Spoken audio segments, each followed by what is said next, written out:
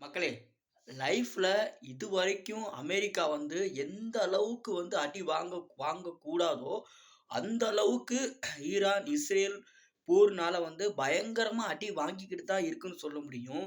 So வந்து இப்ப என்னன்னு பார்த்தீங்கன்னா வந்து ஈரானோட தலைவர் கொல்லப்பட்டுட்டாங்க. ஸோ அதனால பழிவாங்குற விதமா ஈரான் போட்டு கண்டமேனிக்கு மிடில் ஈஸ்ட்ல உள்ள எல்லா கண்ட்ரியும் போட்டு பயங்கரமா அடிக்கிறாங்க. அதுல வந்து அந்த ஒவ்வொரு தளத்துல உள்ள அமெரிக்க ஸ்பேஸஸ பூரா வந்து பயங்கரமா வச்சு அடிச்சு பொளந்து இழுக்குறாங்க.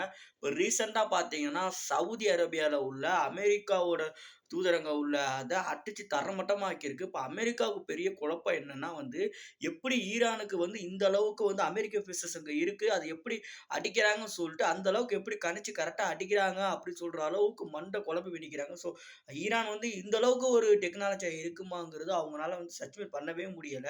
ஸோ அந்த அளவுக்கு பயங்கரமா போட்டு பயங்கரமா அடிச்சுக்கிட்டு இருக்காங்க. இப்ப சவுதி அரேபியா, குவைத்து, கத்தார்ல இருக்க ஒவ்வொரு வந்து இப்ப வந்து வேலைக்கு போற ஒவ்வொரு தமிழன் வந்து என்ன வந்து அங்க இருந்துகிட்டு இன்ன வரைக்கும் தமிழ்நாட்டுக்கு வர முடியலன்னு ஒரு பக்கம் ரீசென்ட்டா என் ஃப்ரெண்ட்ஸ் எல்லாம் வந்துகிட்டு வர முடியல.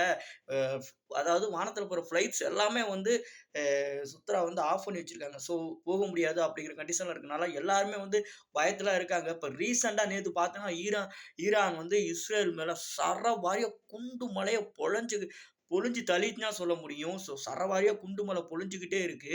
ஸோ ஈரான் என்ன சொல்லியிருக்காங்கன்னா, எங்களுடைய தலைவர எல்லாமே நீங்க கொன்னுட்டீங்க. ஸோ இதுக்கு பதிலடியா வந்து நீங்க எதிர்பார்க்காத அளவுக்கு பயங்கரமா பதிலடிய பார்ப்பீங்க அப்படின்ட்டு, அ பயங்கரமா பேசுறதா இருக்கட்டும். ஸோ பயங்கரமா அடி வாங்கியிருக்கு. இதுல பார்த்தீங்கன்னா வந்து இப்ப ரீசென்ட்டா நேத்து வந்து அ சவுதியில பார்த்தீங்கன்னா வந்து, அமெரிக்காவோட போர் விமானம் வந்து ஒரு 3 விமானத்த வந்து சுட்டு வீழ்த்தியிருக்காங்க. ஸோ அது வந்து எப்படின்னு பார்த்தீங்கன்னா வந்து, பயங்கரமா வந்து சுட்டு வீழ்த்தணும் கீழ விழுந்து நொறுங்குற காட்சி கூட வந்து சமூக வலைதளத்தில வந்து பயங்கரமா வந்து போய்க்கிட்டு இருக்கு. இப்ப ரீசென்ட்டா ஒரு நியூஸ் ஒண்ணு இப்போ ஒரு ரூமரா அது என்னன்னு தெரியல மக்களே. அவங்க இப்ப என்னன்னா வந்து எண்ணெய் தட்டுப்பாடு இப்ப ஈரானுக்கும், இஸ்ரேலுக்கும் நடக்கிற சண்டையில எண்ணெய் தட்டுப்பாடு அதிகமாகும். ஸோ இந்தியாவுல வந்து எண்ணெயோட ஆயில் அதாவது பெட்ரோல், டீசல் விலை அதிகரிக்கும். ஸோ அது வந்து தட்டுப்பாடாகும். இப்பயே வந்து முடிஞ்ச அளவுக்கு வாங்கி ஸ்டாக் வச்சுக்கங்கன்னு சொல்லிட்டு நெறைய பேர் இப்பல்லாம் சொன்னாங்க. ஸோ ஆனா நம்ம இந்தியா கவர்மெண்ட் வந்து என்ன சொல்லியிருக்குன்னா, ஸ்ட்ராங்கா ஒரு 10 நாளைக்குள்ள ஆயில் ஆயில் தட்டுப்பாடு இல்ல. ஸோ ஆயில் நம்மட்ட இருக்கு. ஸோ யாரும் பேனிக் ஆக வேணாம்னு சொல்லியிருக்காங்க மக்களே. ஸோ அதாவது ட்ரம்புங்கிற ஒரு ஆளோட ஈகோனால இஸ்ரேல்,